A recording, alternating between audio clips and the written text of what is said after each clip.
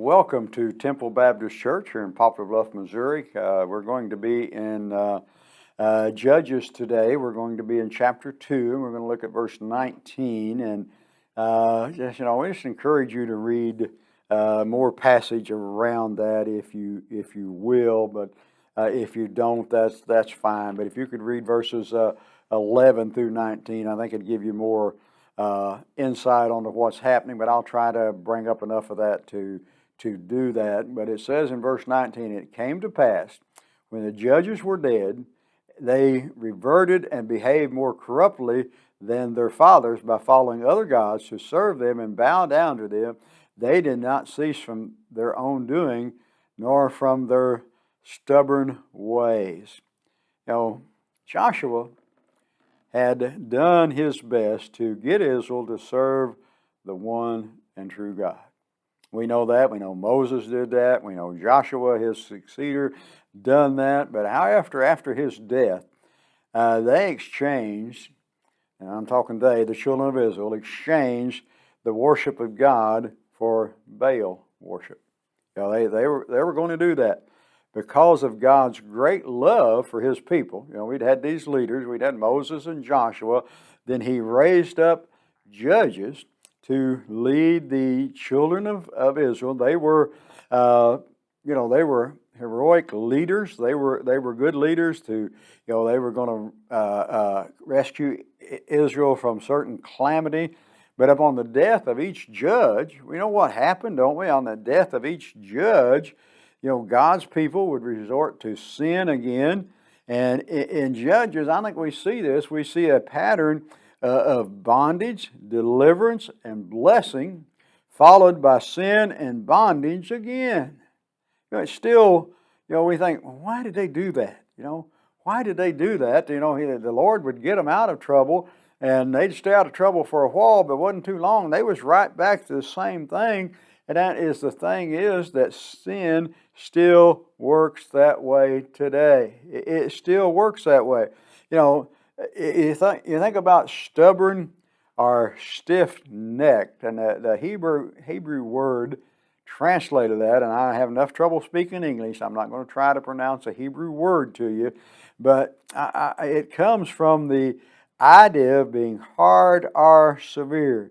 To be stubborn against the Lord means to have a hard and unyielding heart.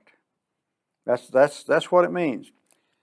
And it's strange to me, and it shouldn't be, I guess, and you're going back and thinking about the children of Israel. They're exchanging a relationship with a living God to that of a man-made idol that can say nothing, cannot move, has to be carried everywhere it goes. There's nothing to it. But how would anybody want to trade a relationship with the personal, true, and living God for a figment of man's imagination, a false God? I say it shouldn't be strange to me. I shouldn't think it's strange. That's done every day today, I think. We have that probably as, it may not just be as what we call as prominent in the Old Testament, and they were actually carved out images of the God that they had, and we don't carry those around. Most people don't carry those around with them today, but anything we put in front of God is an idol that is a false God. Keeps us away from God. It is an idol.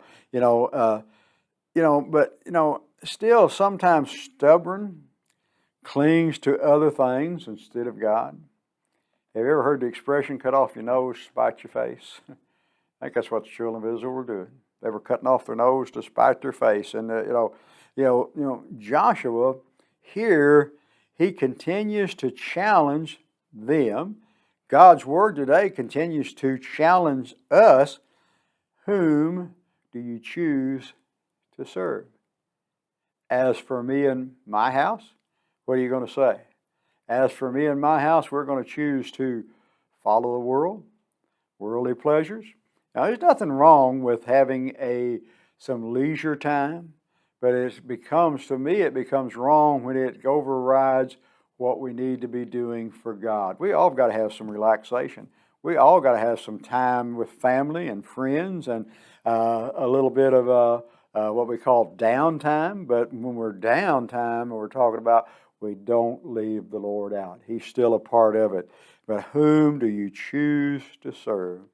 Choose you this day. That's what Joshua said. Whether choose you this day, whether you'll serve the God that your fathers served, or the gods of the Amorites in whose land you dwell. Who are you going to serve today? You're going to serve God, or are you going to serve the gods of this world today? My prayer is that we choose to serve God. May God bless you is our prayer. And come and see us here at Temple. We meet on Sunday mornings at 8, Sunday school at 9, second worship at 10, 6 o'clock Sunday night, 7 o'clock Wednesday night. May God bless you is our prayer.